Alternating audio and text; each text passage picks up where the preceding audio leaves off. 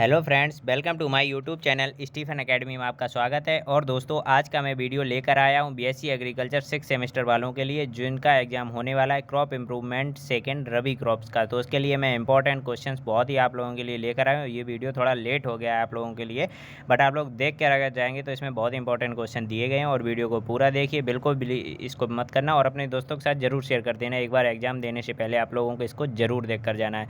तो चलिए वीडियो शुरू करते हैं बिना किसी देरी के और इसके क्वेश्चंस को देखते हैं। तो क्वेश्चंस में क्या दिया गया है, सबसे पहले देखते हैं। गन्ने का पुष्पक्रम होता है, तो गन्ने का जो पुष्पक्रम होता है वो किस टाइप का होता है, तो ओपन पेनिकल टाइप का होता है। अगला क्वेश्चन होगा कि गन्ने के पुष्पक्रम को क्या कहते हैं, तो इसे एरो कहा जाता है। क्या कहा जाता है? एरो कहा जाता है। ठीक है। अगला क्वेश्चन है कि गन्ने की भारतीय प्रजातियों के नाम लिखिए। गन्ने की जो भारतीय प्रजातियां हैं वो कौन कौन सी हैं, वो सेकेरम बारबेरी तथा सेकेरम साइनेंसिस हैं। ठीक है। अगला क्वेश्चन है, नेक्स्ट क्वेश्चन आएगा हमारा कि ट्रॉपिकल गन्ने का उत्पत्ति स्थान कहाँ पर है। तो ट्रॉपिकल गन्ने का जो उत्पत्ति स्थान होता है वो न्यू गुनिया होता है। ठीक है। ट्रॉपिकल गन्ने का जो स्थान होता है वो न्यू गुनिया होता है। ठीक है। अगला क्वेश्चन होगा कि सोयाबीन में कौन सा एंजाइम पाया जाता है जो दाल में दुर्गंध उत्पन्न करता है। तो सोयाबीन में कौन सा ऐसा एंजाइम होता है जो दाल में दुर्गंध उत्पन्न करता है, वो होता है लिपोक्सीडेज। लिपोक्सीडेज पाया जाता है। ठीक है। अगला क्वेश्चन होगा कि काबुली चने में क्रोमोसोम की संख्या जो होती है वो कितनी होती है। काबुली चने में जो क्रोमोसोम की संख्या होती है 2n बराबर 16 होती है। कितनी? 2n बराबर 16 होती है। और देसी चने में जो होती है वो 2n बराबर 14 होती है। ठीक है। ये बात आप लोगों को याद रखनी है। अगला क्वेश्चन होगा कि चने की पत्तियों में खट्टापन किसके कारण आता है। तो चने की पत्तियों में खट्टापन जो आता है वो किसके कारण? मैलिक अम्ल तथा ऑक्जेलिक अम्ल के कारण आता है। ठीक है। अगला क्वेश्चन है कि देसी चने का वैज्ञानिक नाम क्या है। तो देसी चने का वैज्ञानिक नाम जो होता है वो सिसर एराइटिनम होता है। ठीक है। अगला क्वेश्चन होगा कि गेहूं के फूल को क्या कहते हैं। तो गेहूं का जो फूल होता है उसे क्या कहते हैं? उसे लेमा कहा जाता है। ठीक है। इसे लेमा कहते हैं। अगला क्वेश्चन होगा कि गेहूं में बीज के अक्ष जो होता है वो होता जो अक्ष होता है गेहूं के बीच में जो अक्ष होता है उसे क्या कहते हैं। तो उसे रेचिस कहा जाता है। क्या बोला जाता है? रेचिस बोला जाता है। अगला क्वेश्चन होगा समर गेहूं का वानस्पतिक नाम क्या होता है। तो समर गेहूं का वानस्पतिक नाम ट्रिटिकम डाइकोकम होता है। अगला क्वेश्चन होगा सूजी या माइक्रोनी गेहूं किसे कहते हैं। तो सूजी या माइक्रोनी गेहूं वो ट्रिटिकम ड्यूरम होता है। कौन सा होता है? सूजी या माइक्रोनी गेहूं किसे कहते हैं, तो ट्रिटिकम ड्यूरम होता है। और समर गेहूं जो होता है उसे ट्रिटिकम डाइकोकम कहते हैं। इन दोनों में कन्फ्यूजन हो सकता है, तो बहुत ही आप लोग डाउट पूरा ख़त्म करके इसे पढ़ के जाना है और बिल्कुल ही आराम से पढ़ना है जिससे ये याद रहे। ठीक है। अगला क्वेश्चन होगा कि भारतीय दक्षिण भारत में उपमा के लिए उगाया जाने वाला गेहूं कौन सा होता है। उपमा उपमा जो वहाँ की जो फेमस डिश है, कहाँ की है? दक्षिण भारत की है। तो उपमा वहाँ पर ज़्यादा बनता है। तो उसमें जो गेहूँ यूज किया जाता है, जो आटा यूज किया जाता है वो किससे, कौन से गेहूँ से बनता है? तो वो इमर व्हीट होता है, इमर गेहूँ होता है। ठीक है। अगला क्वेश्चन होगा कि गेहूं के दाने में नाइट्रोजन किस रूप में पाई जाती है। तो गेहूं के दाने में जो नाइट्रोजन पाई जाती है वो ग्लूटिन के रूप में पाई जाती है। ठीक है। अगला क्वेश्चन होगा कि देसी मटर व फील्ड पी का वैज्ञानिक नाम लिखिए। तो फील्ड पी जो होती है ये देसी मटर होती है। ठीक है। फील्ड पी कैसी होती है? देसी मटर होती है। और इसका जो वैज्ञानिक नाम होता है वो पायसम सटाइवम वेराइटीज अर्वेंस होती है।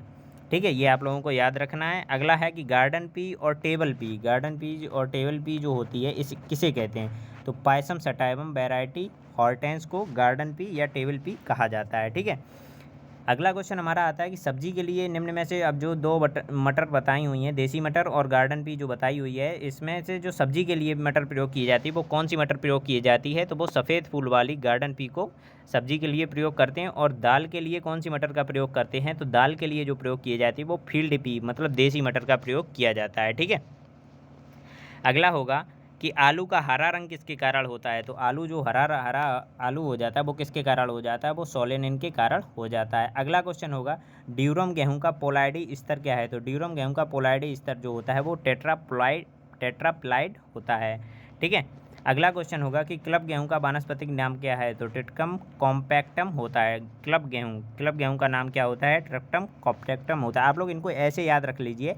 एक याद करने की मैं ट्रिक बता रहा हूँ इसमें कि जो आपको क्लब है, तो क्लब मतलब सी से ही इसका नाम लिखा जाता है। जैसे आप लिखेंगे क्लब तो CLUB लिखेंगे, तो सी से याद रहेगा कि क्लब होता है। तो इसका जो वानस्पतिक नाम होगा वो ट्रिटिकम कॉम्पैक्टम होगा। तो ये आप लोगों को इससे क्या होगा, कॉम्पैक्टम से क्लब का याद रहेगा नाम। ठीक है। तो आप लोग इस ट्रिक से याद रख सकते हैं इसको और आपका पूरा डाउट भी कोई भी नहीं रहेगा। ठीक है। अगला क्वेश्चन देखते हैं कि गन्ना प्रजनन संस्थान की स्थापना कब और कहाँ हुई थी। तो गन्ना प्रजनन संस्थान की स्थापना जो हुई थी वो 1912 में हुई थी, मतलब 1912 में कोयम्बटूर में हुई थी। कोयम्बटूर कहाँ पर है? कोयम्बटूर हमारा तमिलनाडु में है, ठीक है। तो वहाँ पर क्या हुआ था, गन्ना की प्रजनन संस्थान की स्थापना हुई थी। इसका जो गन्ना प्रजनन संस्थान है इसको इंग्लिश में कहते हैं SBI। SBI इसको बोलते हैं शुगर कैन ब्रीडिंग इंस्टीट्यूट, ठीक है, गन्ना प्रजनन संस्थान। तो इसे SBI का अगर पूछेंगे तो क्या हो जाएगा, SBI का हो जाएगा शुगर कैन ब्रीडिंग इंस्टीट्यूट हो जाएगा, ठीक है।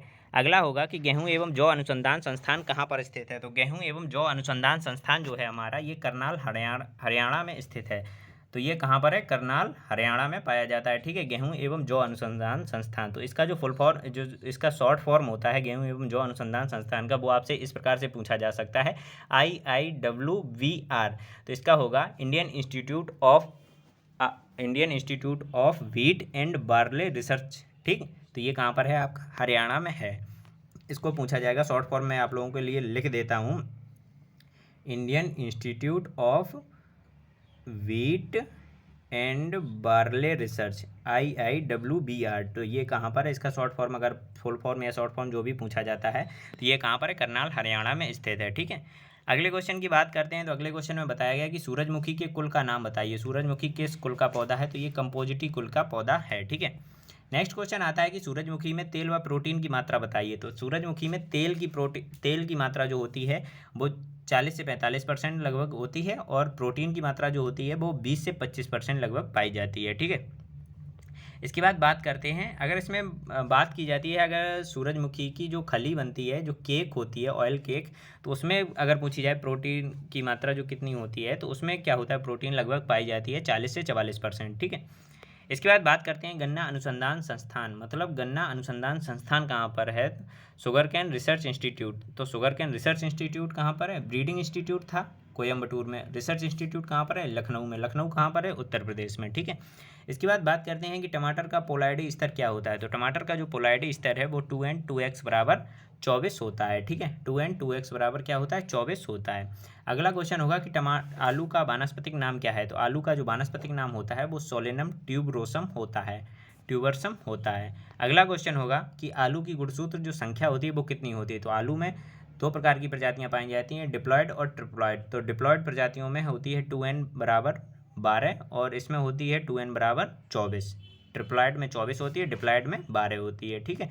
इस प्रकार से आप लोग याद रख सकते हैं। तो चलिए दोस्तों, ये क्वेश्चन आप लोगों के लिए बहुत इंपॉर्टेंट थे, तो आप लोगों ने अच्छे से देखे होंगे, और वीडियो को लाइक शेयर जरूर करिए, अपने दोस्तों के साथ भी शेयर करिए। एग्जाम देने से पहले इसे एक बार जरूर देखिए, और इसकी PDF आप लोगों को टेलीग्राम चैनल पर जरूर मिल जाएगी। आप लोग वहाँ से टेलीग्राम चैनल को ज्वाइन कर लीजिए और PDF को भी पढ़ सकते हैं। चलिए मिलते हैं आपको नेक्स्ट वीडियो में नेक्स्ट टॉपिक के साथ, तब तक के लिए धन्यवाद।